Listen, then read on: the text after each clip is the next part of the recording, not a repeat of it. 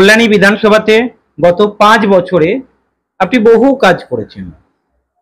আগামী 5 বছরের জন্য যদি আপনাকে আবার বিধায়ক হিসাবে মানুষ মেনে নেয়, এমন দুটো কাজ কি করতে চাইবেন কল্যাণীর মধ্যে, যাতে আপনাকে মানুষ চিরকাল মনে রাখবে? প্রথম কথা হচ্ছে, আমরা এই বিধানসভায় 26-এর বিধানসভায় ভারতীয় জনতা পার্টির সরকার আমরা গঠন করব।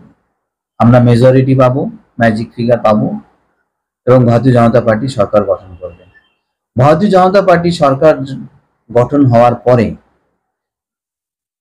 আমি যদি এখান থেকে টিকিট পাই বা জিতি, জেতার পরে আমার যে দায়বদ্ধতা বা আমার যে ভিশন, সেটা হচ্ছে ডক্টর বিধানচন্দ্র রায় যে স্বপ্ন দেখেছিলেন, কল্যাণী তৈরি করার যে স্বপ্ন দেখেছিলেন, সেই স্বপ্নের গুলো পূরণ হয়নি এখনো পর্যন্ত, কিছু কিছু জিনিস, সেই জায়গাটা আমি অবশ্যই পূরণ করব। এবং আমার এইটুকু স্বপ্ন আছে যে কল্যাণীকে একেবারে স্মার্ট সিটি, এবং আপনি দেখেন কল্যাণী সমস্ত ইনফ্রাস্ট্রাকচার রয়েছে, বাড়ির সামনে সুন্দর প্রচুর চওড়া রাস্তা, সামনে ঘাস, সেগুলোকে এমন ভাবে সুন্দর করে তৈরি করে দেবো, একটা মানে বিদেশের মতন একটা সিটি তৈরি করার স্বপ্ন আমার ভিতরে আছে। ইউরোপের যে সমস্ত শহরগুলো, আমি ফ্রান্স বা ইংল্যান্ড বা কানাডা, যে সমস্ত শহরগুলোর আমি দেখি, আমি যাইনি কখনো, টিভিতে দেখি, আমার খুব স্বপ্ন এত সুন্দর তৈরি করব। মিউনিসিপ্যালিটির দায়িত্ব তারা করে না, কিন্তু আমরা ভারতীয় জনতা পার্টি সরকার হলে আমি দায়িত্ব নিয়ে বলছি, যদি না করতে পারি ওটা, পরবর্তীতে থাকবো না, আমি দাঁড়াবো না পরবর্তীতে।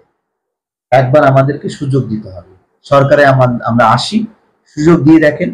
পশ্চিমবঙ্গের মানুষের কাছে এবং এই কল্যাণীবাসীর কাছে, কল্যাণী বিধানসভার সমস্ত বাসীর কাছে, নাগরিকের কাছে আমার সেই যে কমিটমেন্ট, যে কল্যাণী বিধানসভাকে এমন সুন্দর করে সাজাবো এবং কল্যাণী শহরকে এমন সুন্দর করে তৈরি করব, যেটা একেবারে মানে ইউরোপের যে সমস্ত শহরগুলো আমরা টিভিতে দেখতে পাই, ঠিক সেরকম তৈরি করবো। এবং আমরা পারবো, because there is will, there is way.